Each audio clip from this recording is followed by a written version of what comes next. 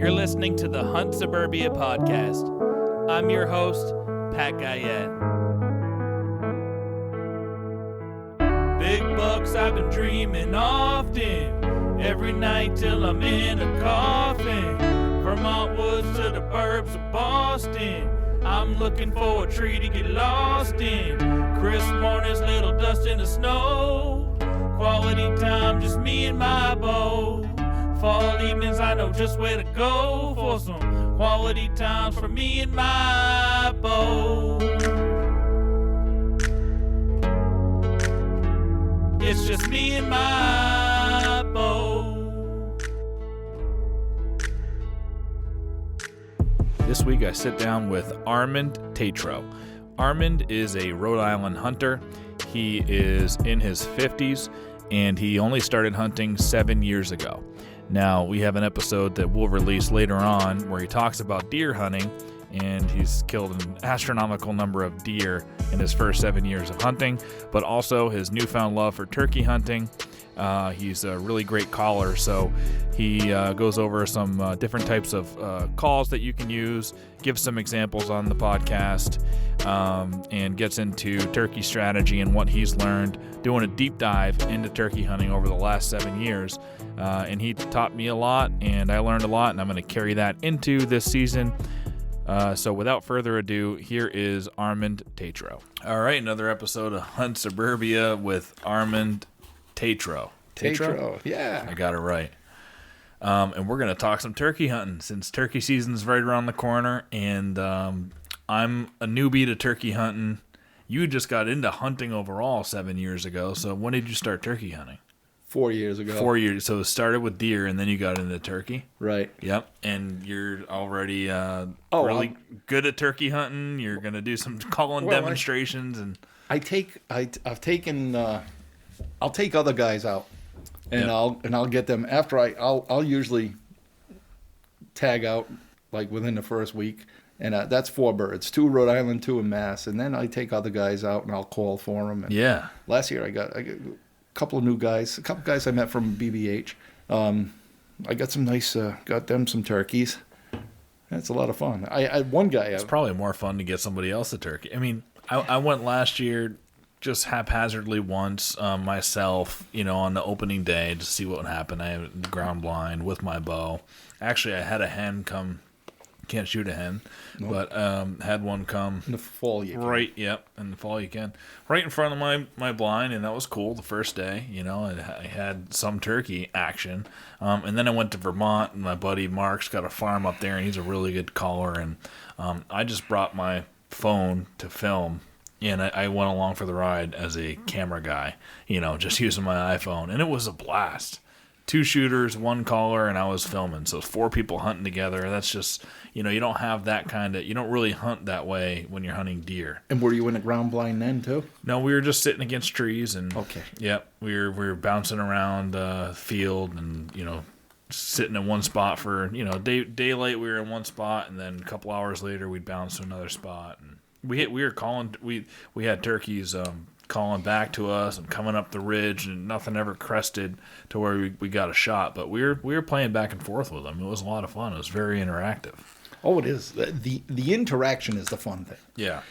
For a deer hunter, we're a totally different skill set. Deer hunting, it's all about scent control. It's all about not being seen, and not being seen with the turkeys too, but no movement, no sound. Turkey hunting, you got to talk sexy to them. Yeah, you got to seduce them, huh? Yeah, exactly. You're trying to get them to do something that's unnatural too, because in nature, what happens with turkeys is, when a tom gobbles, the hens run to the toms. The hens move around when they hear a gobble. That's why in the early morning you hear all these gobbles going off. Not as much yelping, but there's yelping too. But the hens go to the toms. So it's like a reverse rut for deer. Yeah. So yeah. If a deer imagine if a deer was just standing there just grunting and wouldn't that be good for us? Listen closely and follow the grunts. Yeah. That would be awesome. Yep. But with turkey hunting, it's so interactive, and you can have one of the guys I took out from Boston Bow Hunter, great guy. He's not from the States, but he's a veteran. He served in the U.S. Army, and he's from Brazil. But I took him hunting for turkeys, and this was 2 years ago, not last year. No, 3 years ago. And when I took him out there, I had a hen come in. I put a decoy out, and we're in the woods on about 100 yards in from a big field, and I had a hen calling. And I was calling back to her. She came over to my decoy, and we're sitting there. I'm on my little chair that we talked about in the deer episode. I can't sit on the ground. He's sitting on the ground on a tree about 5 feet not even 3-4 feet to my right. I'm sitting in my little chair strapped to the tree, and all of a sudden, this hen comes in, and she's talking. Her and I'm mimicking her sound for sound perfectly. I mean, I got the pitch right. I got everything.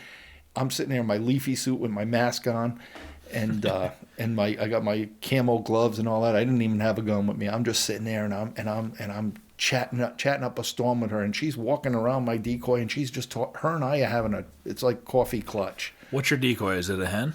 Then I only used a hen. This year I picked up a Strut and Jake. I could see that. Just side note that you getting into making decoys, since you used to make lures Fishing and stuff. lures, yeah. I could see because decoys are expensive too, and you're like, oh man, I want to make my own. I could see you doing that. Well, what I did was I buy the cheap ones and I paint them up nicer. Mm-hmm. Yep. The 3 for $30 styrofoam. The foam shells that they sell at Bass Pro. Yeah. That's all I used. It's all I've ever used, and they're the El Cheapo ones. And I took the airbrush out and I fancied them up a little. Yep. Yeah, I put some lipstick on the pig. There you go. Yeah. So you're making your own already. Yeah, I have fun with. But I'm sitting there having a conversation with her, and he's sitting on the side, and I can hear him snickering. He's got his mask on too, and he's like laughing because he can't believe. Yeah, he can't believe I'm having a conversation. Now, with what's a his turkey. Experience like hunting? Was he a deer hunter, and this is his first time turkey hunting? Or He was just trying to learn how to turkey hunt. Yeah, and he never tried calling, never tried turkey hunting, and I just took him with me. I told him what he needs. Yeah. One of the cool things is for turkey hunting, if I can encourage people, is that it's not expensive to get started. Turkey hunting, of all the kinds of hunting we can think of, probably the cheapest thing to get into off the bat is turkey hunting. You can literally buy yourself a $35 or $40 leafy suit, the kind they sell at Walmart.com. Mm-hmm. Just Google leafy suit. Yep. And that's what I got, cheapy leafy suit. I put it over camo, but you can have a brown set of sweatpants and a brown sweatshirt and throw that over it. Yeah. And you got all the camo you need right there and then you buy one of those little face mask hats. Yep. That you can see, with the eye holes, and a pair of camo gloves, and you're golden. Yep. That's it. I mean, you're talking, what, $55, $60 in clothing, and get yourself a cheap 20 gauge or 12 gauge, and turkey chokes, and bang. Yeah, and you got to learn. Yeah, and then, box of shells, which you can't find right now. Oh yeah, well, or if you're part of the People's Republic of Massachusetts, there's this communist state that won't sell a bullet to anybody who's not a resident. Yeah. Hey, I fought for this country, but I can't buy a bullet. Yeah, what does that tell you? I live in Rhode Island. Yeah. I've had 6 or 7 years of hunting in Massachusetts, and they won't sell me a bullet. Yeah, it's weird. Isn't that? There was a lot of stuff, like I went and got my LCC this year because I grew up in Vermont. You don't need anything like that, but constitutional carry. That's what we all need, pal. Yeah, and all the everybody join the NRA and National Wild Turkey Federation. That's right. Okay. There's some weird nuances. I don't remember them all, but like with the ammo, I don't even remember what it was, but you can't bring it across state lines, or I can't go to New Hampshire and get ammo and bring it here or something. I forget what it was, but It's crazy. I mean, ludicrous amounts of bureaucratic BS. Yeah. So anyway, buy yourself a. Now I had a friend go with me, and he was just going to go out there with a shotgun. Now you make sure you get a really tight, super tight, like extra full, or a turkey choke. On a 12 gauge, I don't know anything about 20 gauges. To me that's like shooting a BB gun. I like a big bang. Part of hunting to me is I want that bang. Oh, shoot a 35 Whalen. You ever shot one of those? Oh no. My God. I got one of them last year, and it's freaking biggest kick I've ever felt in a gun. Really? Yeah, 7600 35 Whalen cartridge. Oh man, packs a punch. I've shot a Golden Eagle, the revolver, 50 cal revolver. That's fun. Oh, I would love to do that. Hand cannon. Oh yeah, yeah, yeah. Those are fun. When I worked for the court system, I did a lot of training with the cops, and we'd go out there to range and just blow all kinds of crazy stuff. So, with the turkey, with the shotgun, make sure you use an extra tight choke. What does that mean? Extra full. It's okay. For example, turkey chokes run from .675 would be like the loosest, down to What is that? .640. The cartridge? No, that's the size of the restriction on the choke that screws into the end of the shotgun. All right. Because you got a full choke is generally about 6.8. 6.80. Yeah, see, I don't know anything about shotguns. My whole life I've never hunted with a shotgun. Never had to in Vermont. You can hunt rifles, and I never did any bird hunting, so I don't know a thing about shotguns. Oh, shotguns are fun. I own a shotgun, but I don't know what a choke is. Okay, it's not what you see in the NWA or in wrestling. You screw them into the end in the end. Now the chokes are like the most open is called a cylinder choke. Mm-hmm. Cylinder choke means it's going to be the same diameter all the way down the barrel, right out the end. I've never even seen anybody screw anything into a shotgun. You don't just hunt the way it's the way it comes with the barrel. If you look at what kind of shotgun you got? I don't know. My dad gave me his shotgun this year, and I have it upstairs, and I can go grab it. But it's it's probably I can. I think it's a Mossberg. If it's newer than 50 years, chances are it's got a choke in it. Yeah. Way back when they just had straight bore. I'll show it to you after this. I'll bring it down. You can show me what you're talking about. Yeah. So you put an extra full choke in. So a turkey choke, a decent turkey choke, just something like I just bought some. What are they called? Tight wad. I just put a tight wad in there. That thing is .65, right? That's .650. That's going to narrow down the end of the gun. It's a thicker piece that goes into the end, and it makes the constriction at the end of the barrel narrower. And what that does is, as all your pellets are going down range, it's a smaller tightens group. It, yeah. Tightens up the group. Right. Okay. So that's what the chokes do. And you want to do that rather than, if you're shooting some other type of bird where you want it to be that's flying, you want the spread to be. Yeah, if it's flying and it's going away from you and it's moving fast, you want to spread out your stuff like pheasant hunting. I tried pheasant hunting a couple of years ago. I had 14 shots. This was a can hunt, on a farm, and I got 14 shots, and of those 14, I killed 13 of them.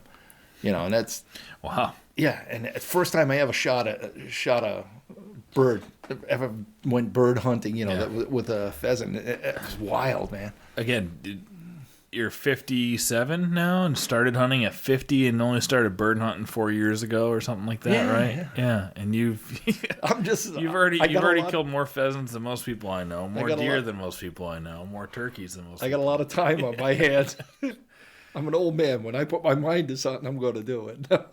It's really awesome, though. It really is that you're, started hunting at age 50 and you're so into it and so successful. I mean, that's just dedication. Next year is goose. This year, I'm all set up for goose now. I'm going to add to this year I'm going to be goose hunting. Yeah, why not extend your season, If you've got the time to do it, you might as well hunt everything. Lean protein. Squirrel. No, squirrel. I don't know, man.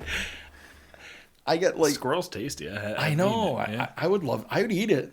I just can't see going out there and getting excited over it. It wouldn't do nothing for me. You could have an interaction with a squirrel. Come here, bang. I did, although, well, I should. There was one squirrel that really got me mad. Number 4 turkey load. Yeah. At close range is not. It's not natural. No, there's nothing left to eat. That's true. Trust me, there's just. So what do you got for calls there? These are those mouth calls? Yeah, I got. Now a lot of people can't use mouth calls. They don't have mouths. Well, they have mouths. They just too many to feed, but they don't. It's difficult. It takes a technique, but I got time on my hands. Yeah. I sing at church. Yeah. I sleep. I go hunting. That's my life. Sing to turkeys. I sing and I talk sexy to turkeys. There are basically this. You can add those push button ones, but that's too cheating. That's don't use a push button. If you use I guess you could. Like an electronic call? No, you can't use electronic calls. Okay, I know you can't in mass, and maybe it's everywhere with for turkey hunting, right? Yeah, anywhere I know yeah. that you can't. Maybe out west somewhere. So what's a push button call? It's a little box, and it's got a rubber band in there and a stick that sticks out, and you squeeze it, and it automatically does a yelp. Mm-hmm. You could get. I mean, some guys go for it if you're just starting. But I started with these are called box calls. Yeah, so that's the one that I always remember. My dad had one. My dad's never killed a turkey, but he had one of those calls, and I played with it as a kid. And yeah, that's the easiest one to learn. Yeah, that's the easiest for the new guy starting out. Get a box call, a redhead for like $39. See one of them box calls. That was like $39. I think that was like $30, something like that. Okay, that's a nice little. That's an when they're still up in a tree. Now you're starting to get a little clucking. Do it real soft like that. So there's a couple the basic sounds you want to make is you've got a cluck. You've got a yelp. And then you just everything else is a variation of those two sounds and you go louder and softer. Yeah. So what's the difference of when do you use a cluck versus a yelp and a yelp? Well, you versus mix a them cluck up. Well, it depends. I'll tell you about a hunt I had last year where all I did, most of the time I'm doing a lot of that, like yelping and stuff, but I tend to use my mouth calls more than anything for me because these work good and they make a lot of noise. Now I'm going away from the mic.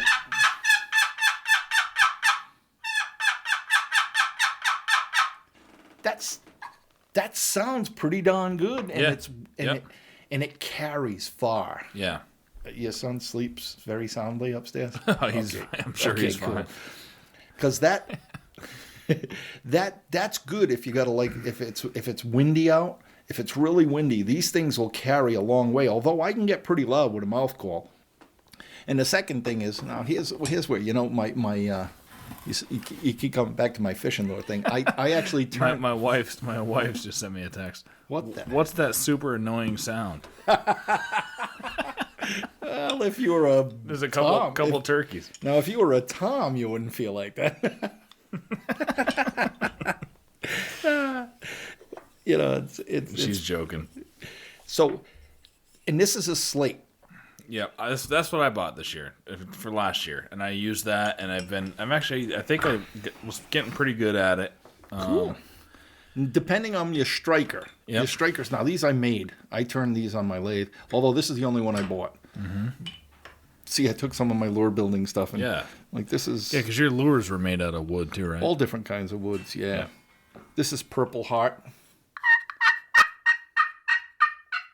That's this one's I don't even know. This is Bacote wood, I think.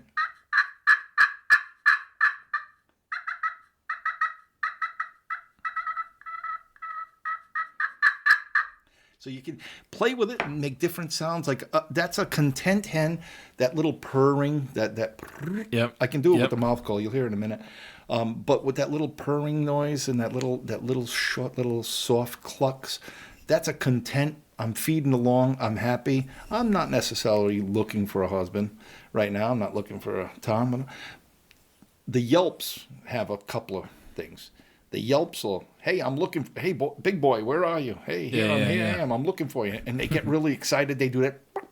And then they do like that, those cuts, what I was doing a minute ago, where you add in, clucks and runs. Yep. And you do that. And that can mean a couple things. You got an assembly call, like the mama hen, the alpha hen. Yeah. She'll like, whenever they're flocked, hens you in charge. You think the toms are. They're not. They're like us. Yes, dear. Yeah. Yes, dear. Yeah. God, they've turned us all into Homer Simpson, haven't they?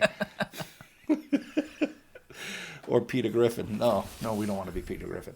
But depending on your striker, you can get different sounds out of it. I mean, like this one is, I don't even know. This one's, what's that wood they use a lot on boats? Teak. Teak. That's teak. That's a little higher pitch, but I'm going to try it. You do the soft little clucking and purring. Now, when they're up in the morning, before light, when the sky's just starting to get a little lighter, while they're all up in the you don't want to be super loud in the morning, right? It's like, because they're gonna wake up slowly, right? Yeah. I'll tell you a story. I'll put the mouth call in. Let me show you one of the mouth calls. Like this is a Woodhaven. I just bought these today. In fact, I don't know how I'm gonna sound that. I bought these at Bass Pro today.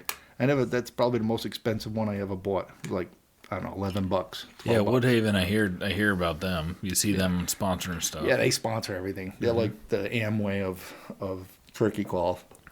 But it's funny. It's weird to get used to having something in your mouth.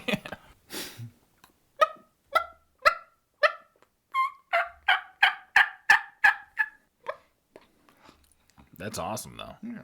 That's cool.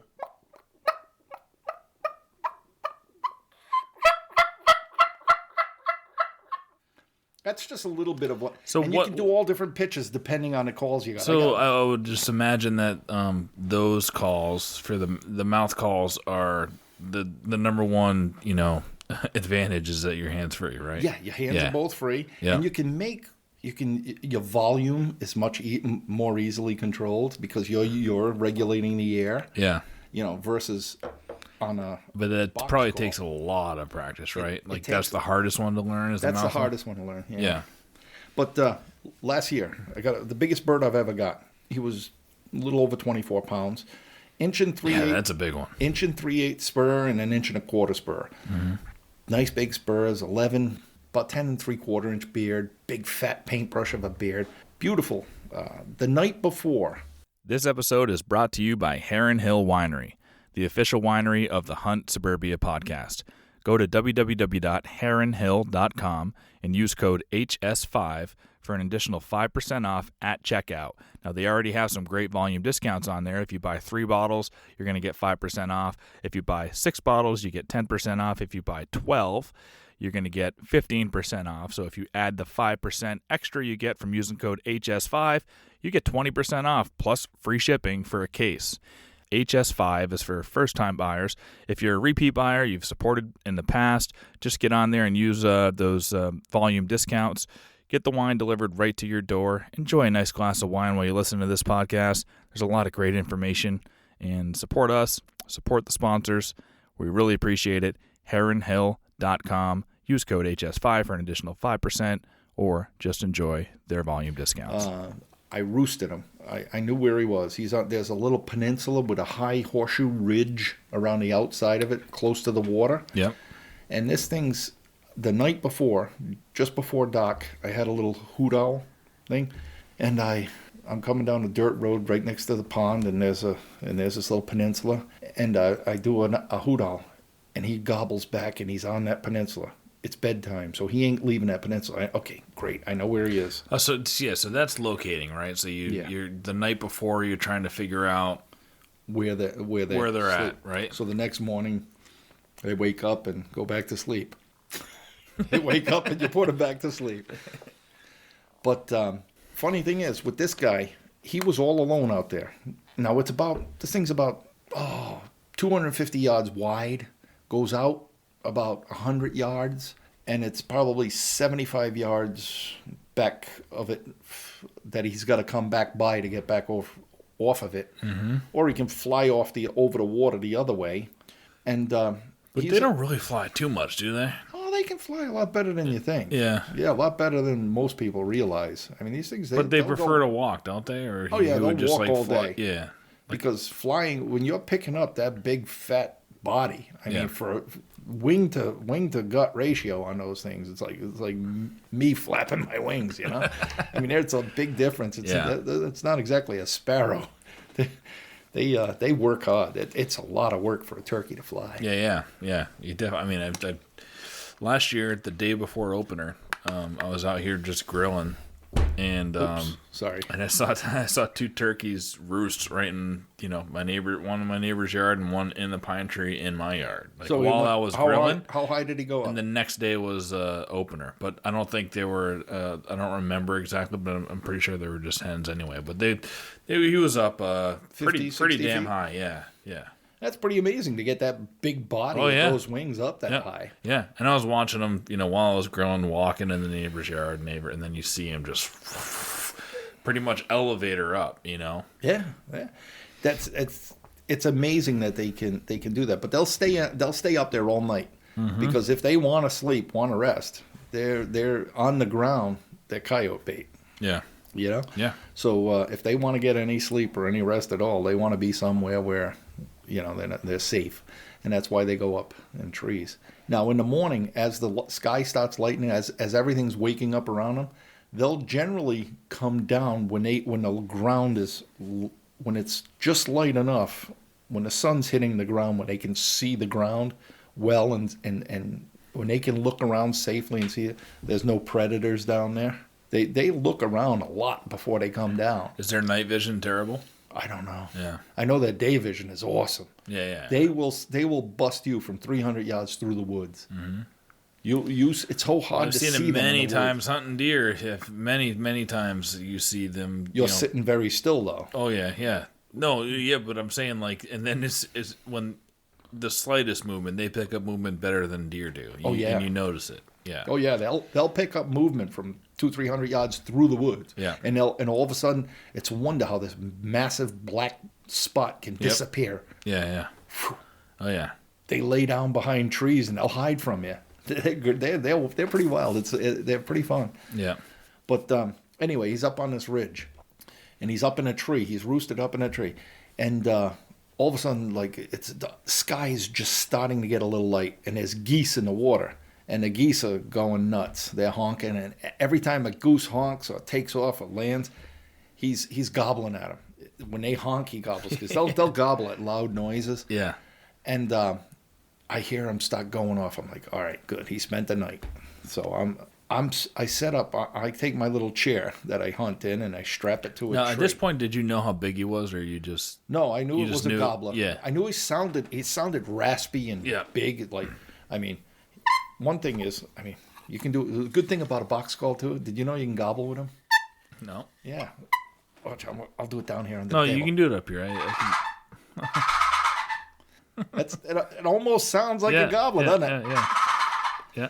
Hold it upside down. Put a rubber band around the box, or you can do it even the one without the rubber band. Let me see that for a second. Yep. You can even sort of gobble with that. Wait a minute, that didn't sound good. Not as good. You need with the rubber band. It works really good. Yep. And so it's a lot of fun. You can gobble with them too. But anyway, he's up there gobbling, and I set up there's a pine tree with branches low to the ground, and I get sort of nestled underneath this thing, and my chair is strapped about 8 inches off the ground, and I'm sitting here relaxed, like almost in a recliner, just sitting there, about a half hour before sunlight, and he's probably 80, 90 yards from me up on this ridge. And he can either fly off the other side of the ridge, across the water, or he's got to walk down and get somewhere past me to get off this island. Now, he's gobbling at these geese.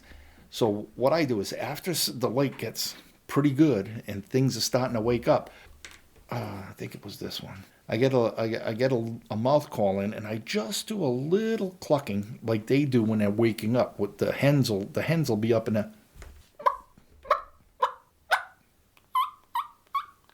very soft.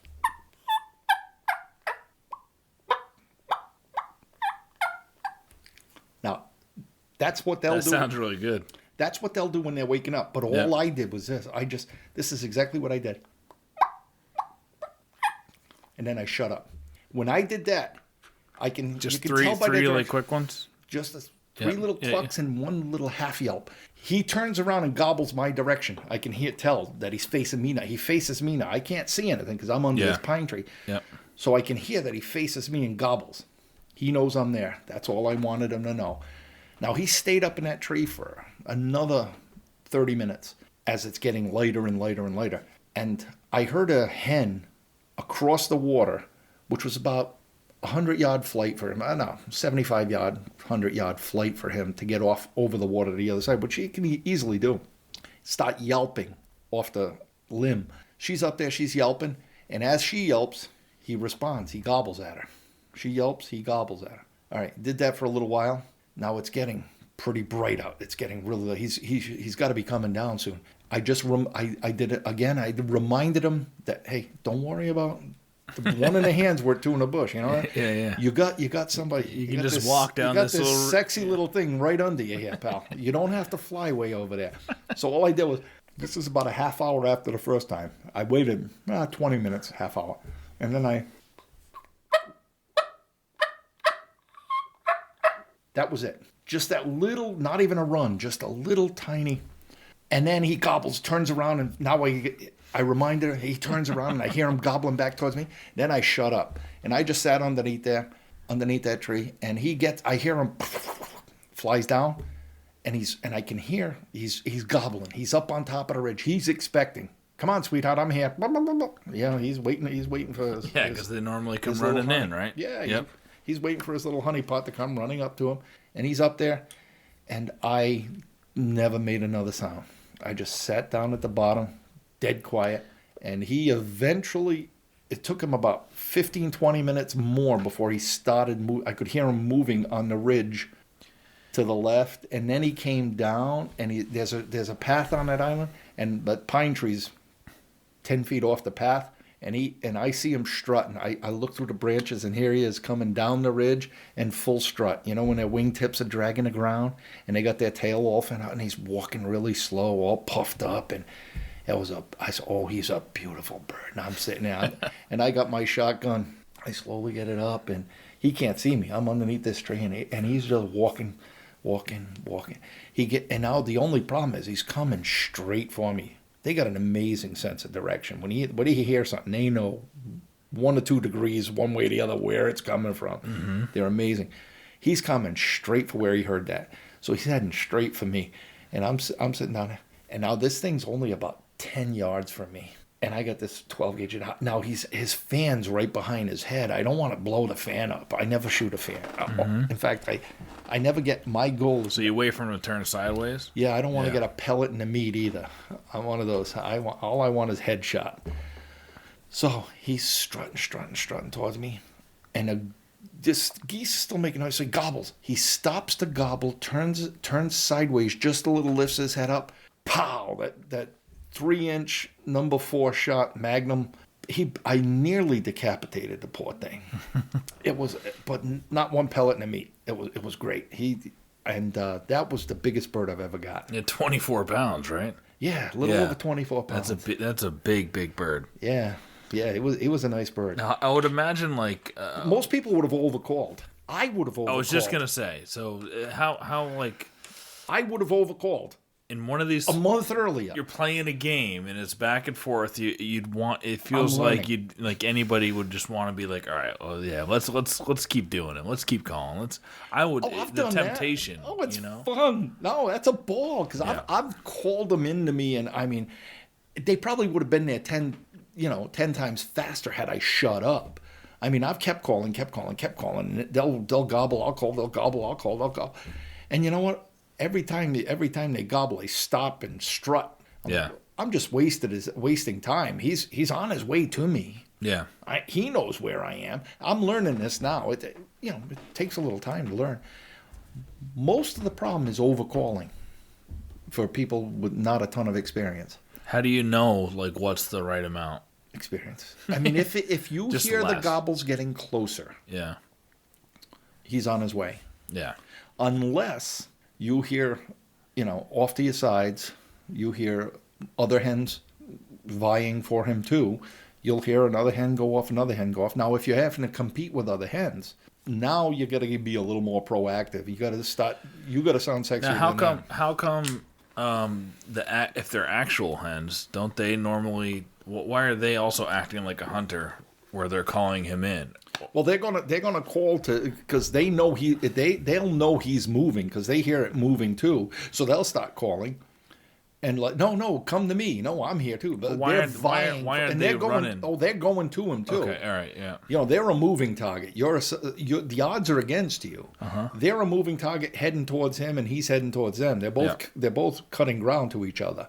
But if there's multiple ones, I've been times where I've had hens like one at my 3 o'clock, one at my 9 o'clock, and a gobbler 12 o'clock, way off, and I can hear them moving closer up, getting closer up, and I've still managed to always eventually get them down to me. I don't know why. I can speak. Your calls sound good. 3 dialects of turkey whore. I'm sorry, that was inappropriate. No, but the funny thing is, last year, remember that the one guy I showed you the picture of him and a turkey? Oh yeah. Well, when there's a field that's about 800 yards long and about 300 yards wide, big hayfield, and we're in the woods because I know where they were roosting down there, and I'm trying to call before light, trying to get them off the roost. I hear them go down from 100 yards away and gobble, and then they went silent. They only gobbled once. They gobbled on roost a couple times. They gobbled once, I think, on the ground, and then they went silent. And I'm thinking they might be coming to me. Gave it an hour and a half or so where we were. They never came the odd direction. We cut back through the woods. We get back to the field edge, and there's like a trail 5 yards off the field. No, 5-10 feet off the field. It parallels the field, and we're walking up that trail, and I look across the field. There's a tom and a couple of hens just cutting in the woods, starting to cut into the woods across the field, 300 yards away. I put in one of my mouth. I had one hen decoy. That way, I crawled just into the edge of the field, and there's big boulders in front of me. I put this hen in front of a big boulder, just a couple feet out into the thing, and I crawl back, and I get behind the boulders, and I do a really loud yelp, and all of a sudden I see they're right on the edge of the wood line. I see him start strutting. The fan comes out again. And then I do it again. I don't know what I said to him, but I said something, and he started on he literally went into a full sprint, heading 300. I'm watching this thing. He's running toward us. The other guy was with me. I said, all right, get across the trail here. Get behind one of those trees. They're coming in. And so he comes running, and 2 hens are like 30 yards behind him running too. And this guy gets behind him. Don't leave us. No. We're pretty too. So the this Tom at an all-out run, he cleared that field in a minute, 300 yards. He's like jogging right across it. And the guy's with me. He's crawling up to behind a tree, and I said, no, stand up behind that forked tree. And he goes and he gets over to my right, and he stands up in the forked tree. He says, I said, okay, there. Now I crawl back to near some rock. I'm kneeling down off to his left, behind a big boulder, and I said, okay, you got a good shot now. Go ahead. What? No, I can't see him. He's looking at the hens. He says, no, they're still running. I said, no, that's the hens. He said, no. I said, no, the Tom's over near the decoy. He says, I can't see it. I can see him. He's right there next to the decoy. I don't know why he couldn't see it. I don't know what he was looking at. He's watching the hens. Yeah. They're still running. They're coming in. And he's strutting about 20 yards beyond the decoy out in the field, 30 yards from us, 40 yards from us, 30 yards probably. And I said, he's right there strutting. He says, you got a shot? I said, yeah, I got a shot. He said, take the shot. Pow! I shoot him, and he's flapping around on the ground. He says, did you get him? I said, what are you looking at? He's facing the wrong way. He's looking at the hens way off to the right. I'm like,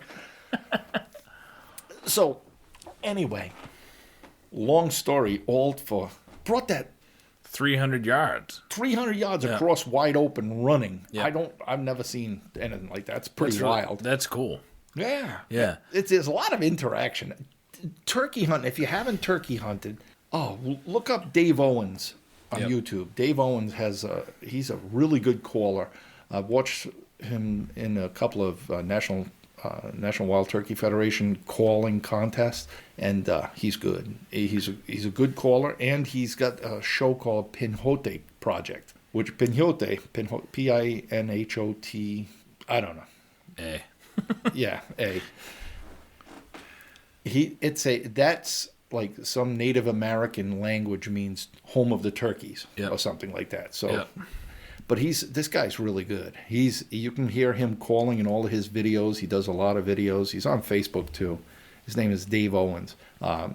Listen to him an awful lot and watched a ton of his videos. Another good show to watch is The Hunting Public. I don't know if you ever. Oh yeah, I love those guys. Yeah, there's this guy Zach. He looks like a young Peter Frampton. Yeah. The kid, and he's got the weirdest accent I've ever heard. He probably thinks the same of us up here too. Yeah. I know. I like watching Zach. He's my favorite, I think, out of all those guys. That's the one with the curly long hair. Yeah, the long hair. He's an animal. He's a really good hunter. He's funny as hell. Yeah. He's a good guy. Mm-hmm. Looks. I swear. You ever seen Peter Frampton? Oh yeah. Doesn't he look like Peter Frampton? Box. Do you feel like I do? Yeah. Yeah, well, in his young days, he looks just like Peter Frampton. I don't know what he looked like, but I just know that song. You gotta go back during the days like when they did the the movie Tommy. Yep. I think he played Tommy in the movie. I'm gonna look him up.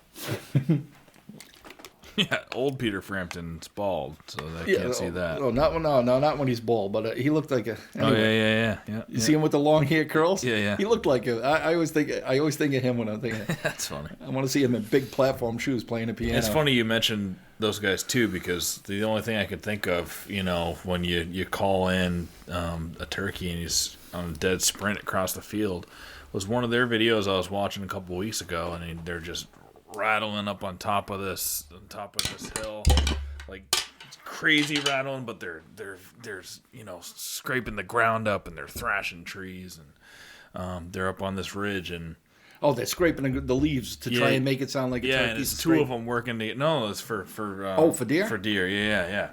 But this just reminded me of it. They're up there causing a racket, and Zach didn't even have enough time. His bow was still on the ground, but like this buck that just came out of nowhere up the ridge on a dead sprint, like that turkey. It just reminded me of that story, because this buck was on him and got within, I think they said like 3 yards on the video title. It's like, but he couldn't grab his bow. He was just like, frozen. It happened too fast, And he was frozen. And it was just a dead sprint, and that reminded me of your turkey story. I talk about it all the time. One thing that is awesome about hunting is that there's so many different ways that you can hunt. You can always keep your hunt fresh by using different weapons, or hunting in different seasons. Some state has an early season, some have a late season. You can hunt a buck here and a doe there, and a Saturday here and a Sunday there. Well, one of the easiest ways to change up your hunt, if you haven't got into muzzleloader hunting yet, muzzleloader is a great way to extend your season. In New Hampshire, it's early, before the rifle season, before the bow season. In Vermont, it's late, it's at the end. But muzzleloader hunting is awesome. And so I'm super excited to announce a partnership with Woodman Arms muzzleloader. This muzzleloader actually shoots like a rifle too. And the coolest part about Woodman Arms is they recommend that you not clean your gun. You don't need to clean this thing. If you're using Blackhorn 209 powder, you don't need to clean it. Yeah. Now muzzleloaders are the messiest guns out there. You're shooting powder that's either loosely packed or in a pellet, and just imagine lighting that thing on fire in there. It's an extremely messy thing, but with the Woodman Arms, the way they build it, you don't need to clean that muzzleloader. That's like number one selling point in the world. But once you hold this thing, it feels like a rifle. It just feels right in your hands. It's got a hammerless action, so there's absolutely no hammer on the gun. It's got a crossbolt safety. It feels like you're carrying your 7600 through the woods. I'm extremely excited about this partnership. They're making me a gun right now. Throughout the summer as I'm shooting it and into the fall and getting ready, I'll report back on how it shoots. But you don't have to look any further than all the reviews and all the really great hunters in the Northeast and across the country. Really, they're selling all over the country because they're the best muzzleloader in the country. Look at what everybody else is saying about this gun. That's enough for me to endorse it without ever shooting one. But I can't wait to shoot one and follow up with you guys and tell you how it is this summer, this fall. For now, go to woodmanarms.com. Check them out. You can build your own custom gun right there. Call Timmy Bolduc, who was on this podcast and is a good friend of mine, and he'll tell you anything that you need to know about the gun. Woodman Arms, America's most accurate and dependable muzzleloader on the market, handcrafted in New Hampshire. Go to woodmanarms.com and start building your gun today. Well, that's the other thing. With turkeys, they pick up movement so well. So if if you're going to be out in the open, I like being out in the open. I mean, I've taken guys in a ground blind, and you can do it taking guys in turkey hunting out of a ground blind is probably really traditional. A lot of guys do that. I've only done it a couple times. I enjoy, anytime hunting. But I don't like not having 360 vision. Yeah. I much rather. I've deer hunted a lot out of ground blind too. Killed the only buck I've got mounted, a nice big 8-pointer. I got out of ground blind.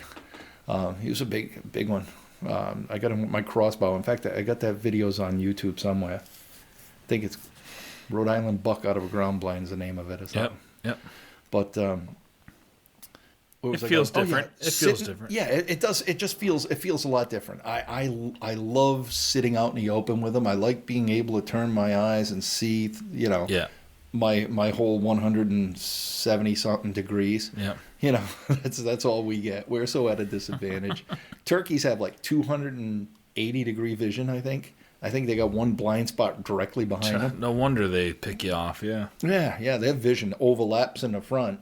And it goes to they only have a little cone in the back that they can't see out of. And that's without turning their head. Yeah. And you got to figure, and their head can turn almost all the way around too. So a slight turn, and then you got 360 vision. Exactly. Yeah. The least little turn, they got 360. Mm-hmm. So you've got to be strategic. If you see them coming in and you need to get your gun up, wait till they're passing behind a tree.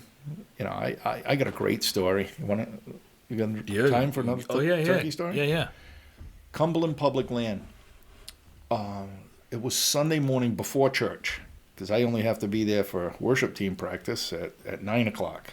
And then we practice music, then we go to Sunday school, then we go to church. I got to get out of there about 1 o'clock or so. So before sunrise, I go out to the Cumberland Public Land, and it's about half hour before the sky starts getting light even. I know where I'm going. There's like a little ridge where I can be a little higher and see the hardwoods. And I know there are birds in the area, but I don't know how far they are. I didn't roost them or nothing the night before. That's me. I'm sorry. I got my foot up under there. You think the cat's in? Yeah, I was like, I saw my cat in here. So I go in there. I set up where I want to be. I'm about 600 yards off the road in. And so you go further for turkey than you do for deer. Well, I don't have much. I know I won't have much to carry out. Yeah. It's a 25-pound. I won't have to put a drag on a turkey. That's true. I won't have to drag a turkey. That I'll carry. Yep. So I'm in there, and I'm sitting in this. I set up my little tree seat, and I put one decoy 20 yards in front of me in a place where it's a little open, and I'm sitting there and just listening to the woods come alive, and then all of a sudden, as the sky's starting to get a little light, I hear one gobble like 400, 500 yards off to my 10 o'clock, and another one like my 5 o'clock on the other way down to my other side in a valley. I hear a gobble. So, and then I hear a box call out near the road, maybe 100 yards in from the road. I hear the distinctive, not a turkey, but you can tell it's. Yep. It's got that distinctive box call sound. Yeah. I hadn't started calling yet. I'm still maintaining silence and just waiting for the woods to come on. And this call's getting a little closer. and a little closer. It gets to about 150, 200 yards in front of me. And then I take my mouth call and I make the worst sounding to let them know it's not a, somebody's already set up here. You walked past my car to get in, but somebody.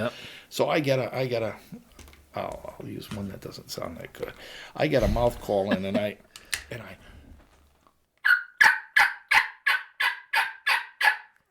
try to make something sound obnoxiously loud. And what's he do? He responds to my mouth call with his box call. He's probably somebody doesn't really know what they're doing. Probably what I would do. He thought it was a hen. Yeah. I change. So he keeps going. He ends up at about my 11 o'clock at about 100. I know the terrain. It goes down through a little swamp and comes up the other side a little bit. So he's still a little bit below me, about 130 yards, 110 yards, 110 to 130 yards to my 11 o'clock. And he sets up over there. He sits down and he gets set up. Now, I'm not going to make a big move because I got to go to church in a little while.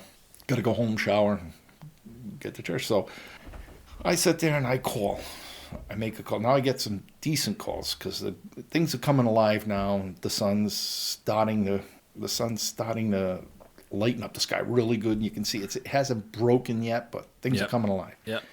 And that gobble that was like 400 yards to my 10 o'clock, that responds to me.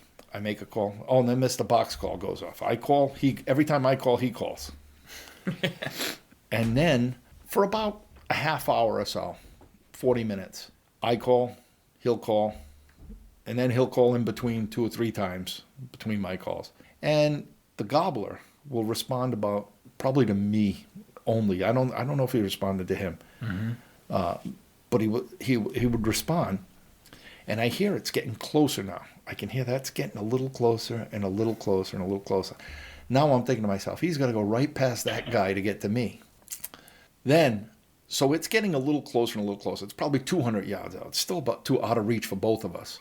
And I hear all of a sudden the same pitch, the same sound as I'm making with my mouth. Now I got another mouth call in, and I'm like, I'm doing this really nice.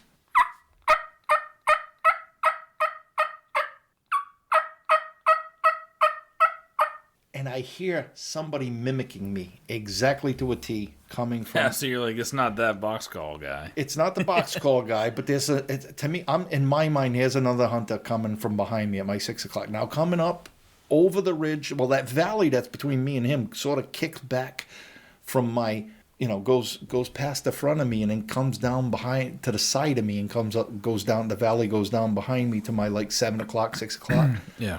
And I hear something coming up that valley, calling the same pitch, same cadence as the mouth call I'm using. Yep. And I'm like, damn it, there's another hunter coming. What is this? A cluster out here. We got a circle jerk going out in the woods. And I'm like, excuse my language. But this is getting closer and closer and closer. And so I turn slightly to the left, and all of a sudden there's a hen.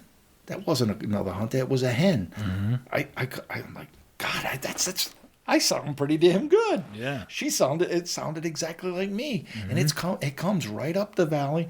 She sees my decoy. She goes and stands next to my decoy. And she's calling like crazy. I shut up then. And she's standing next to the decoy just yelping and yelping and yelping and yelping. And that gobbler now.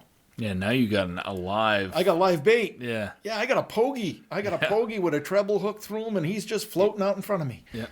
Life is good. The stripers are mine, So I'm sitting there not moving now, and all of a sudden those gobblers, they sound like they're almost right at the guy that's at my 11 o'clock. Yeah. And I start hearing, they start moving to my 9 o'clock, to my 8 o'clock. So they started going up. They went around the swamp, and they were coming to me. Now Mr. Box Call's still going like crazy. Yeah. But they're going away from him, and they come around the swamp. They knew something was up with that. Yeah, they knew he didn't sound like shit compared to the hen. And now me and the hen, every once in a while, if she shuts up for a little while, I give her a little. That sounded terrible. It sounded better than that out there. But it sounded pretty good to me. An excited little, just a half little excited run. And she'll go off again, and then she'll start again because she'll start walking away a little. Then she'll come back to the decoy and just start they're like old friends now. It's like watching Oprah and Joy Barr on the View. You know, these two fat things just gobbling away at each other. Blah blah blah blah blah. Blah. No, I'm sorry, my partisan show. So anyway, and now all of a sudden, now the turkeys had shut up for a little while. I'm like, oh shit. And I slowly cock my head to the left a little bit, and I hear a gobble, like 50, 60 yards to my, like 7 o'clock, right up on, it's even with me on the ridge, and it's coming, right? They gobble right there. And as soon as they gobble, Mr. Box Call did me a big favor. As soon as they gobbled, he starts calling again, and I'm like looking on my peripheral. I see them there, and they turn and face his way, and they pop open their fans, and then as they did that, I lifted up the gun. Now they're like 65, 70 yards. Now I got the gun up, and she saw me move a little, so she starts walking back away from me, not alarmed, not making a lot of noise, but she must have seen something move or something, because she's starting to walk away a little bit now in front of me. Mm-hmm. So what I did was, now I got a mouth call in. That's why you need mouth calls. It's so good. I got the gun up, and I do a little cluck to her, and she stops and starts going. And when she did that, they turned towards her and they stopped walking towards her. And the first one was nice, and about a 20-pounder, nice big long bear. They stopped walking toward her. Then she yelps again really loud, and when she yelped, the front one stops to gobble, and when they stop and lifts his head at about 45 yards at my 9 o'clock, about 45 yards. I dropped him. Then the other one goes running back up the valley. There were two of them. I only thought there was one, but there were two of them there. The other one goes running back up the valley. So after a couple of minutes, I unload my gun, lean it on the tree. He's flopping over there. Then I get up, and she goes running off. And I walk over there, and I go to pick it up. Now I'm only about 90 yards from Mr. Box Call, and I pick it, and I go over there to pick up my turkey. He says, "Oh, did you get it?" I said, "Yeah, thanks." "What are you doing? Why are you this?" I didn't say nothing to him. He come up to me later and started talking to me. A nice kid, and just no hunter etiquette though. Yeah. None at all. But the funny thing was, if you're a little skillful and you know how to make and you want to and you sound decent enough, you can beat somebody else to the it was all better bait, all strategy. That was like a ton of strategy involved there, and you have to know a bunch of different there's moving parts. You had to be able to identify that was a box call. Somebody like me, I probably would have thought that was another turkey, because I haven't been out there and experienced it too much, right?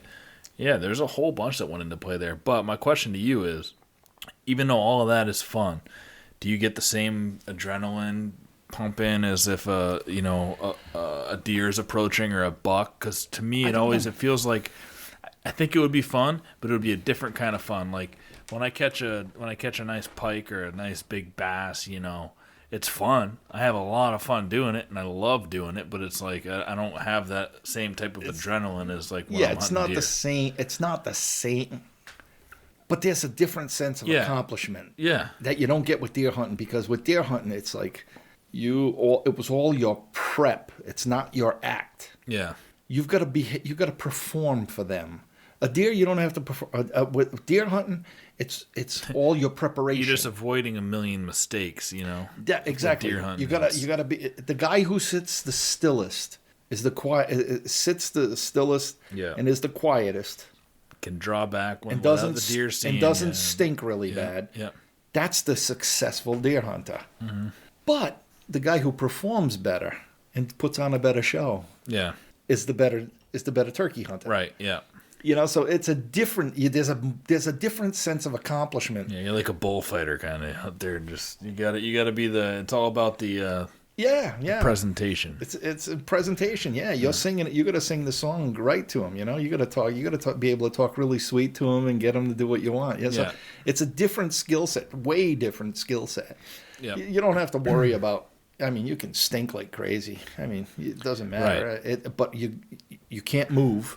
You can't move because they'll pick up the movement, really good. And you can't make a ton of noise. You got to quiet. And when you don't want to walk ridges and leave silhouettes through the woods when you're turkey hunting. Yeah. You know, you don't want to stay off the top edges of ridges. They'll silhouette you from half mile away. Will they do that from the roost? No, because it's dark still, right? So. Yeah, well, you want to be getting in. Off the roost. They're off the roost a half hour after the first sky starts getting light. So as the sun's cresting, cracking, they're starting to come down. But they'll generally, let's say sunrise is 6:30. The sky's starting to get light at 6 o'clock. Yeah. Actually, the sky itself, the eastern sky, is starting to lighten up by like 10 of 6 or so, but the sky above you is starting to lighten up by 6 o'clock, and it takes a half hour for that to get from a little bit light to bright, and the sun to start cracking the edge of the horizon. Yeah. And it's a few minutes after the crack of the horizon when they're starting to see light on the ground where they'll fly down. So they're not going to fly down until probably if 6:30 is the crack of dawn, sunrise, they probably won't start flying down till 6:35, 6:40, or maybe 6:30. Generally not.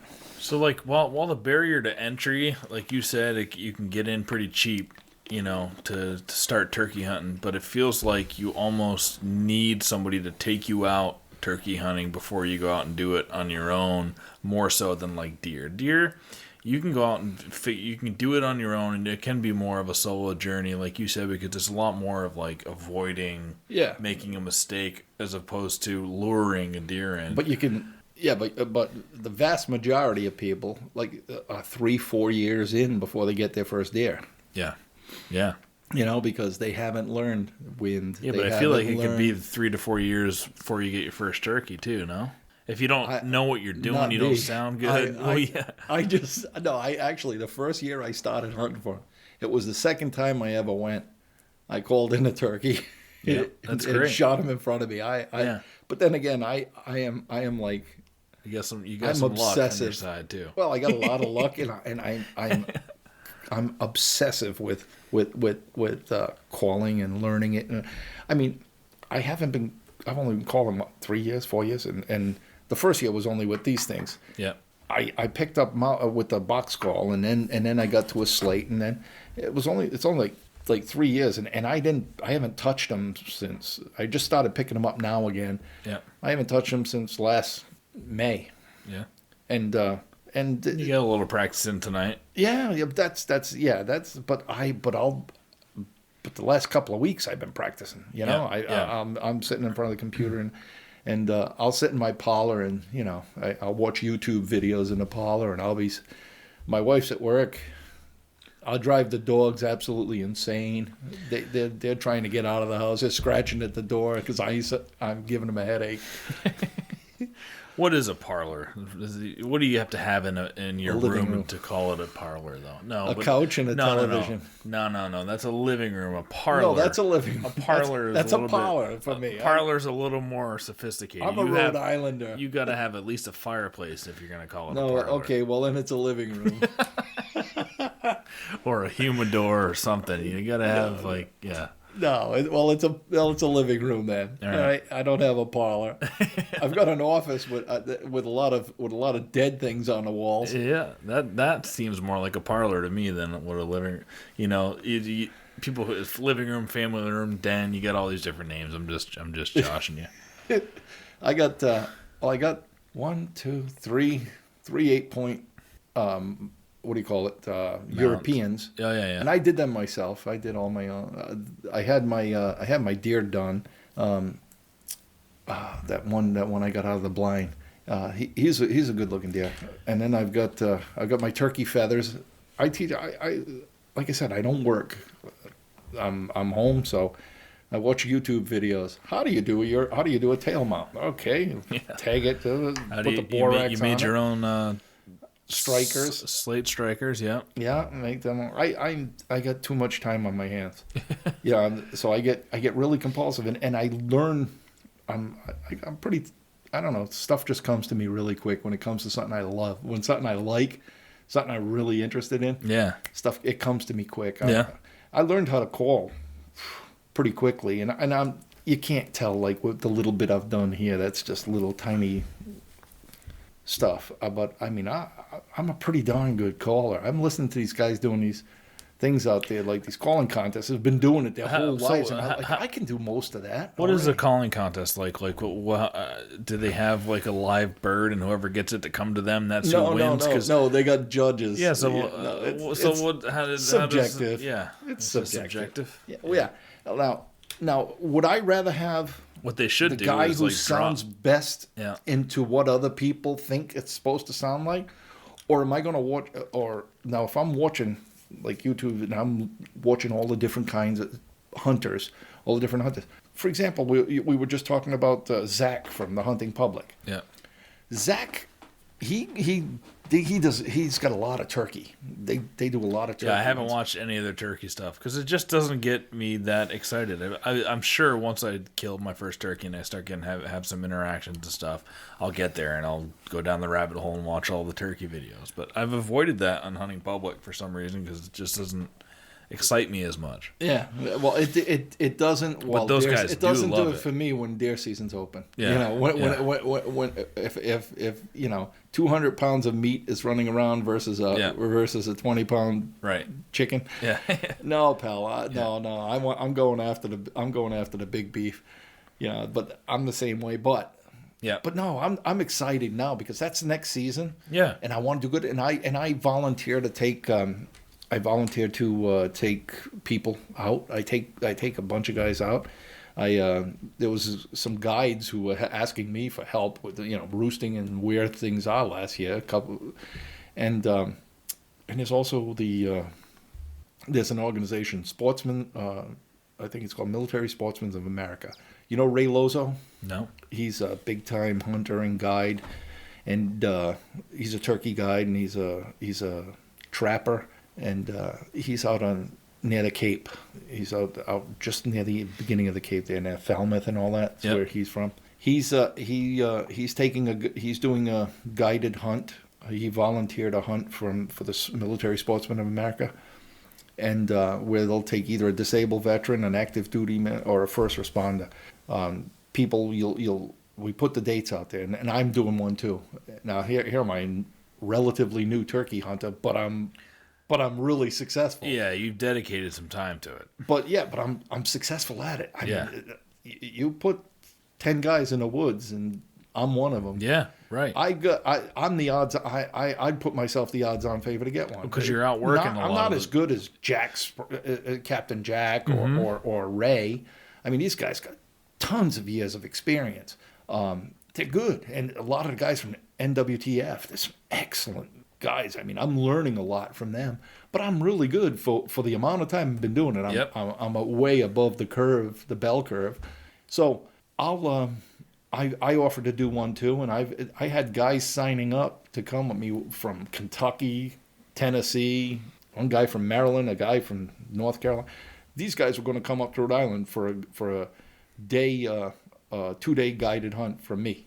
I mean, for a turkey. I wouldn't drive to New York to kill a turkey. But I mean, some guys are really into it. Turkey is it's huge. Yeah, it's probably the second biggest game animal as far as attention wise. Right. Yeah. I think behind whitetail. It's probably a lot more money spent turkey hunting than there is elk hunting or moose hunting or bear hunting. Yeah. It's just they're so accessible. Turkeys are everywhere now, and you can hunt them, I think, in every state. Yeah, I think every state now. Yeah, so it definitely makes sense. There'd be more money spent, than elk and moose and all that stuff. Yeah, I bet you it is the second behind whitetail revenue generator behind whitetail. Oh, yeah. I'd say no doubt about it. I'd say that's got to be number two. A lot of I'm talking billions of dollars spent on turkey. Definitely. And some guys, I mean, there are guys who will travel. They want to do the Grand Slam of turkeys. They'll travel the whole United States because there's 3 major subspecies of it, or something. 3 major yeah. subspecies, and there's a couple of others that are recognized now. But there's the Osceola, there's I forgot the other one, and then the Eastern. The Eastern is the largest of the variety. That's what we get up here. What's the other one? That's going to drive me nuts. Yeah, look it up. I would imagine like getting a turkey in Plymouth is like that should be on someone's bucket list, right? Oh yeah. Shoot it off the rock. Yeah. Put some corn right on Plymouth Rock. No. And shoot them off the rock. Oh, I saw. And then put one of those little hats on them. The little pilgrim hat. I saw a couple of nice. I showed you the video today. A couple nice turkeys in a pretty urban setting. They're just everywhere now. What a comeback story that they had. I don't know if you ever looked at, we're aware of looked at the whole history of how they bounced back. The Merriams are the big one. Well, these are the 5. I told you there were 5. Yeah. You want to hear the 5? Yeah. Eastern turkey, that's the most wide-ranging one and the biggest of them. The Merriam's turkey, the Rio Grande turkey, the Gould's turkey, and the Osceola. Mm-hmm. So the Grand Slam is getting one of it's getting all 3 5, of yeah. Three. Some people go for all 5 in a year. Yeah. But Osceola's are tough because there's a limit on you got to get in a lottery, and those are only. That sounds like a Florida type. It is a Florida thing. Okay. Yeah, that's the Osceolas are only down in Florida. Yeah. It's the smallest of the subspecies, size-wise. Yeah. Well, the further south you go, anywhere, all species get smaller. Well, yeah, exactly. White-tailed deer, a huge buck, a big-bodied 8-pointed buck in Texas is 170 pounds. Yeah, on the hoof. Yeah. Yeah, and for us, that's a 2.5-year-old or a 3-year-old. Yep. They got some nice racks down there, though. Oh yeah, but they make up for it in racks. Yeah. Yeah. Cool, man. Well, I hope you're going to get some turkeys this year. I'm going to go turkey hunting with TJ Mello, who I did the other turkey podcast so far that we've done on this. Cool. And I think he's going to take me out. Maybe if you're all tagged out and I want to go down to Rhode Island and then get the itch, maybe you take me out down there. Yeah, because Rhode Island's it's pretty reasonable to get the if you get your license, buy your turkey tags. I think $5. Yeah, because I think I'm going to get and the deer tags are only. I'm going to get a hunting license. $7 or $12 for a deer tag. For out of state too, or that's resident. I think $12. I don't know. Yeah, sounds good. And it's not that far of a drive, and I've 30 minutes. I know a couple people down there that want to go hunting and want to do some Rhode Island hunts, and I'm going to add it to the repertoire this year as long as I can find the time. Well, that's it. Time. That's that's the big advantage I got to you. Yeah. I got lots of time. That's why I'm so lucky. It's not luck. It's a matter of really I've spent for having hunted. Well, you got disabled, and that wasn't lucky. So you were serving the country, and that happens. Sucks living in chronic pain, but I am. The good thing is, if you figure it out, I probably got the experience of somebody with 12 years. Yeah. 12 or 15 years hunting, if you figure out the time I spend in the woods. Right. Yeah, that's what the point I was trying to make earlier is that, you've got a lot of time. You've been spending a lot of time that most guys, like you said, you drag it out in 10 to 15 years experience. I mean, that was the big difference for me this year, like making the leap to, I shot 2 nice bucks. They're not super mature bucks, but they were two nice bucks that, in previous years, I never even saw bucks like that in the woods because I didn't spend as much time. I didn't spend as much time scouting and trying to learn. And I had a lot of hours this year doing that, being home for COVID, cutting out 3 hours a day that would normally be spending commuting to Boston. I was able to usually work. Usually in Boston, but now I just work right there. I'm sitting there all day long, and I got 3 hours that I've gained. Same and with I try my to son. take those hours to go out and walk around and scout and put up cameras and just spend a lot more time. So the more time you spend, the better you're going to get at anything. And, one thing, I don't know if you want to touch it at all if we got time, but turkey meat. A lot of guys, wild turkey. Ugh. Yeah, like in my head, it sounds like it would be delicious, but it's, because you're thinking of the wild turkey bourbon. Yeah. No. But I'm thinking of the Plymouth Rock Thanksgiving and the back then their palates weren't they didn't enjoy as much good food as we do. They weren't fat people back then. Yeah. People weren't fat back then. Yeah. It was turkey or like nuts that they foraged. Yeah. So it's like, all right, we got a nice turkey. That's about it. Or deer. A lot of venison too. But the thing is with the turkey breasts, when you can pluck them. I've never done it. The couple dozen I've always just breast them. Take the legs. You can breast it and peel the skin off the legs, the whole quarters up over the thighs, and take the skinless thighs and legs combos, and take the breast off. And each breast, like on a 24-pounder, each breast was probably a 5-pound chunk. Wow. Each side. Yep. And the turkey legs, the only thing is the turkey legs, you can tell when you take the skin off. That's some tough meat. It's really tough. The legs, they're great for soup stocks. Yeah, long cooking and. Oh yeah, you take the drumstick and thigh combo, put them in a big stock pot, and boil them up for 4 or 5 hours. Simmer them 5 hours or so. Make yourself a great turkey soup, and then you just then debone them. Then pluck all the meat off and put that back into the soup. But the breasts, if you just take that and you tried to cut a steak and put it on the grill, it'd be tough and dry compared to what you're used to with a store-bought turkey. Yep. Store-bought turkeys never fly. Farm-raised turkeys never once flown. Those breasts, the breasts are a lot fattier, a lot tenderer, but there's a couple of tricks. A great recipe, really fast, easy recipe. Take a breast, lay it on a cutting board, and cut like you would steak it. Cut them about 1.5 inches, 2 inches thick, like steaks. Put that in a heavy-duty Ziploc bag with a rubber mallet or one of those meat tenderizers. Pound it down thin, like you're doing like a turkey cutlet to make and I've used it. I've done a couple of times. I've taken the turkey breast, you cut them into those chunks, and you pound them out thin, and you make Parmesan out of it. You bread it, flour it, egg wash, breadcrumbs, fry it up. It's awesome. Oh, sounds good. It really is awesome. Yeah. Or you make nuggets, cut it into little nuggets, bread them, and deep fry them. Yep.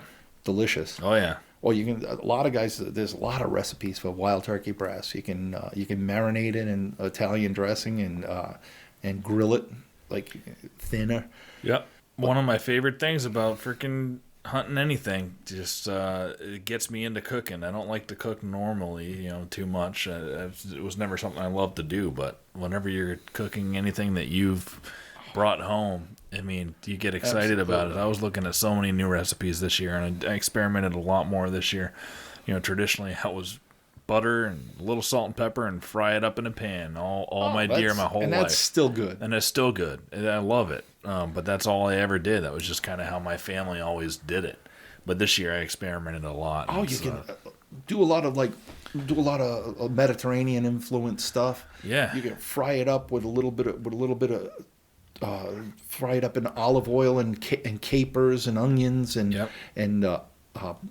chopped up olives with capers in a pan sauce, and fry it up in that and give it that Mediterranean feel. That That's I haven't tried almost that yet. Almost like a Greek taste to it, or a Portuguese sort of taste.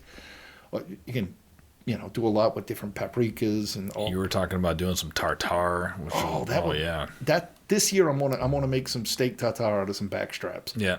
If you pre-freeze it, there's nothing that can. If you freeze it and thaw it, nothing that was there can hurt you anymore. Yeah. It's the same with bear meat. Bear meat's got to be. Bear can carry trichinosis, just like a pig. Anything that's an omnivore. But I don't think there's anything we have to worry about since we don't have CWD up here yet. That hasn't made its way here, but then again, give them time. Even with CWD, I've heard that if you don't touch the spinal fluid, you're good. Yeah, that there's no harm of eating a deer that has CWD. It's not going to pass to you. Well, I guess there's still questions out on the brain. Yep. Like if you were doing sweetbreads. Mm-hmm. Which, some people eat the brains of anything. Yeah. I haven't tried deer brains. My mother-in-law the hearts are good. But my mother-in-law wants everything off of a deer. And I don't have a good spot to butcher my own deer here yet. You know, I'm going to be building a shed back there and hopefully build in, you know, a place where I can do all my own butchering. Because I grew up doing that with my dad too. But I've been taking everything to a butcher that I've been killing up here.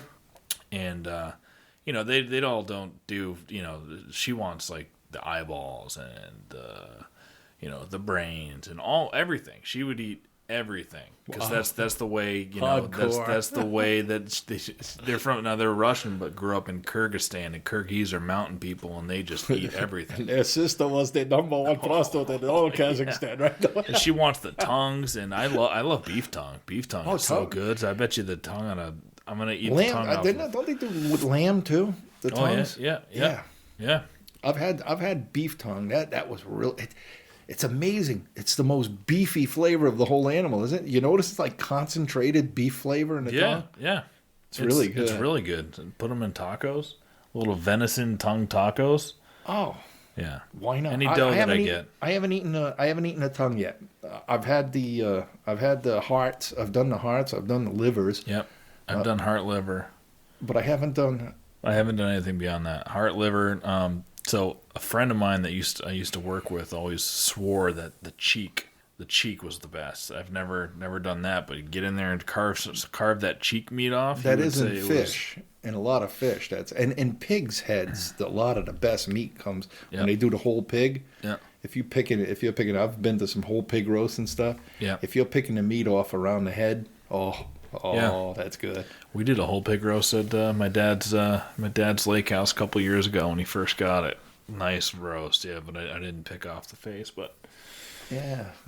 We'll snout, I'd have a hard experimenting. time with the snout. Yeah, I mean, I don't want to have a deer nose, but yeah, I wouldn't do the snout. Give that to Mom. Hey, Mom. Put it into a soup or something. Yeah, well, I used to have tenants in my house at Chinese family. Wang and Wu, Mr. Wang and Miss Wu. They were our tenants, and wonderful people. Cook, oh my God, this woman could cook, and she used to love the fish. I mean, I'm coming back with tons of 50-pound stripers. I used to catch them like they were nothing. Wow. I brought a lot of racks back in the heads and stuff. And do you still striper fish? I haven't in a couple of years. Yeah. I was really good at that. I did a lot of seminars on striper fishing, and caught many stripers, thousands. But when I'd bring back, she would take the heads of the fish and she would boil them up and make soups out of them. And she'd take the racks, and oh my God, fish head soup, man. Oh. So that's like that. Yeah, that's a thing. That was a thing with my wife, and first few years we were dating, she went up to the lake with me, and we took her out fishing just on kayaks. And if you're from that part of the world, like they don't know the concept of fishing for fun. It's like you keep what you catch, no matter what it is. If it's legal, whatever, like, why would you ever throw things back? Now I throw back most of the fish I ever catch. Especially like a lake fish, got a lot of mercury and stuff. You keep them every once in a while. I'll do a fish fry, but I always like catch and release. It's just a fun. It's fun. She went out with me, and she caught like a 4.5 pound largemouth. It's a nice fish. That's and she out caught me that day, and it was a nice fish, and she's bringing it back, and I've always thought, largemouth is probably not going to be the best eating fish. So I had never kept a largemouth before. Smallmouth are good. Smallmouth are really good. Really good. Yeah. Like perch. Oh yeah. They taste like perch. They're good. So I just always thrown back largemouth. She was like, "Are you kidding me? No way! This is a huge fish. I'm bringing it back. We're gonna eat it." So we did. It actually tasted fine, and most of the time up at the lake, I'm deep frying something, breading it. You can't really tell much of a difference anyway. But she was so excited about the head, keeping the head and boiling it and doing a soup, and I couldn't, for whatever reason, bring myself to have a boiled largemouth bass soup. Like, why it just not? seemed, I don't know, it just seemed, and it was early on, she was kind of like, it was a weird, we got into a little fight over it. She got offended, and it was like, I don't know. It's just a boiled largemouth head soup. It didn't sound appetizing. Was he looking at you? No, it's just like largemouths. They get this reputation. They're just wormy and warm water fish, and they're going to be mushy. People say and then it's you muddy. think People say it tastes muddy. But it did taste good. I had a couple bites of it, and it tasted good. But it was just it was one of those early differences in cultures that we were learning about each other. All those. I told you about the time I went pheasant hunting. And Yeah. I think I shot 13 out of 14. Yeah. And the only problem with them is, I mean, the meat tastes okay. It was a fast learning curve. They overcook really quickly. Mm-hmm. It's smaller than the chicken, so you overcook them really quick. Yeah. So the first time I tried to cook it, I overcooked it. It was terrible. Yeah. Yeah. It was like those turkey legs, you know. But the second time it was all right. One of the problems is, if you're going to eat pheasant, get something that was raised and killed that's not full of buckshot, or not buckshot, but birdshot. You know what I mean? Yeah. The only problem with pheasant, try and get all the birdshot out of them. Mm. It's almost impossible. Yeah. Oh God, I don't know if I would hunt for them again. I would do it for the fun. It's a ball. I mean, some of them they fly fast, and it's fun. It's really fun to shoot them because they. Yeah, I haven't got into it or even looked into that before. I don't know what it's. You want to see a bunch of videos of me? All those me doing that hunt was with Todd. You know Todd White, mass predator hunter. Yeah, I've heard of him. Yeah. I asked him to be on, but I think he wants to. He keeps a low profile. Didn't want to be on the podcast. Yeah. Well, Todd, I won. They put in all vets. They had veterans that could all put their name in, and I got drawn. They picked the name out of a hat. They used that random generator, and I was lucky enough. I won that pheasant hunt, and I could bring one person with me, and I brought my friend Mark, and he had some over-unders. I bought one now because it was so fun, so I've got an over-under now. But I was going to use my 1187. He said, I'll bring a couple over-unders. So I first time I ever used one of them, and pal. I mean, some of these birds are going up and away from you, and I'm like 65, 70 yards dropping them out of the sky. It's like moving targets. I mean, it's almost an instinctual type of shooting. Yeah. If you shoot enough of anything, it becomes instinct. Mm-hmm. And you're not really aiming. You're instinctively shooting those things. You're not getting the bead sight on them. Well, those are the best shooters, you know.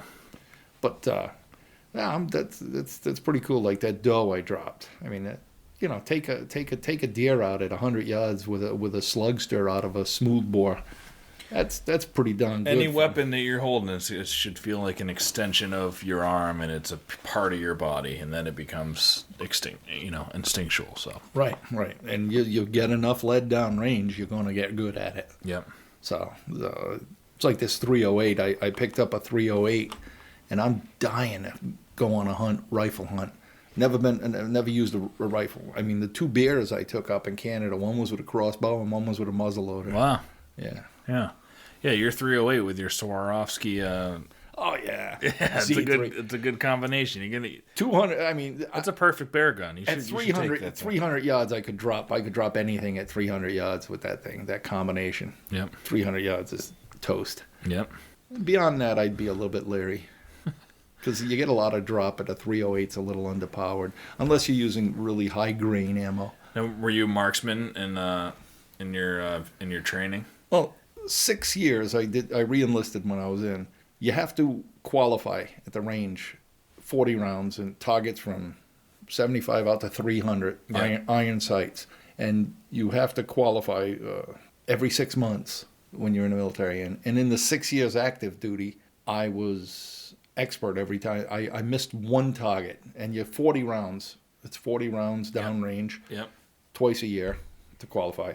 And I've missed one target. One time I was 39 for 40 in 6 years. I mean, I always had the clusters on that. Yeah, that's pretty damn good.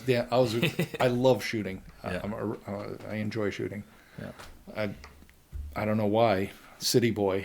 Yeah, it's fun. Raised in Pawtucket, Rhode Island. It's fun. I don't do too much shooting. Just don't. Actually, just joined a club, but I hadn't, and I just got my LTC over the summer this year, so just starting to get my gun collection going again. Yeah. Well, if you getting back to the turkey a little bit, just to let guys know, new guys, realistically, you can go with a 410.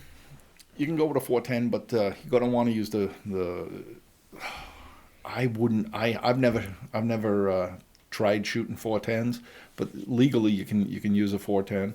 I've shot 20 gauge and 12 gauge. I always use my 12 gauge, and you want to definitely use. I think if you're going to use lead instead of tungsten, you can use the tungsten, the TSS. You can go up to, I think, legally number 9 shot, or down. It's either 7 or 9 in the TSS. Those are the two loads I think they have for turkey hunting. But I don't use it. I always use just a regular lead shot. And number 4 is what I use. You can go either go 4, 5, 6. I don't know if you want to go up to 7 in lead. That's kind of small. That's really small, and it's, you're gonna be putting a lot of pellets in the meat. Yeah. So I always aim, if I'm in a wooded area and I know my surroundings, I'm always aware of what's on. I'll always aim like 3 inches above the head of the turkey. At 25 yards, I'm aiming 3-4 inches above the head. So I'm getting a few outliers are coming down and taking the bird out. Because you really don't want anything in. I don't want pellets in my meat, and I've so far, knock on wood. I mean, I've had one thing about the 11 I missed once, turkey hunting, shot over the thing. It was running around crazy. Like, I think maybe a pellet or two must have gotten him, because he was batshit. He was going nuts. But the good thing about having the semi-automatic, I just put another one right, like boom, boom, that fast behind it, and dropped him the second one. Yeah. He was spazzing, so I hit him again quick and dropped him. So it's good about having the semis are nice. It's really nice to have a semi. Yeah, I gotta learn a lot about shotguns, because I've shot a couple shotguns, but I don't know anything about them. I haven't shot them enough to know too much about them. So my rifles, my muzzle loaders, and my bow. That's where I've been comfortable. So I gotta get to the range. I love muzzle loaders. Yeah, I did. I got 2 deer in Blackgut, Rhode Island. One at 147 yards on the rangefinder. Yeah. The laser rangefinder. One was 147 yards and one was 144. 2 deer. It took it over 140 yards with a muzzle loader. What do you need a rifle for? Who needs a muzzle? If muzzle loaders can do that. Yeah, you you got to know where you are, But those two times, I usually hunt with 100 grains of powder to a 270. Is it 270 grain bullet? I think it is. But the Sabot, yeah, the Sabot. But when I was hunting those 2 times, the stand I was at had a nice open view across I could see across a little valley up the other side. So I was running it real hot. I had 150 grain in with the same round. So I was aiming 5 inches above where I hit, and I hit it right where I wanted to. Hot shotted the thing at 147 yards. Wow. Yeah. So, hey, if you know your gun, you know the ranges, you know all that stuff, then that's nothing. That's not, that's a good shot. Yeah, but muzzle loaders are great. Yeah, I love muzzle loading. Yeah, it was always like really fun up in Vermont the last couple weekends. We had three weekends and 2 long weeks in the middle in rifle, and then you get to muzzleloader season. It was almost like it was the party season. It was fun. You could shoot does, you get your doe tags, and bring out the muzzleloaders. And the technology's been advancing on muzzleloaders like crazy. Oh, they're center fired now. You're using the 209, so you're not getting misfires. Yeah. You're not waiting on a burn. They're instantaneous. You pull the trigger, you're shooting. I mean, it's no longer. It was like round balls back in the day too.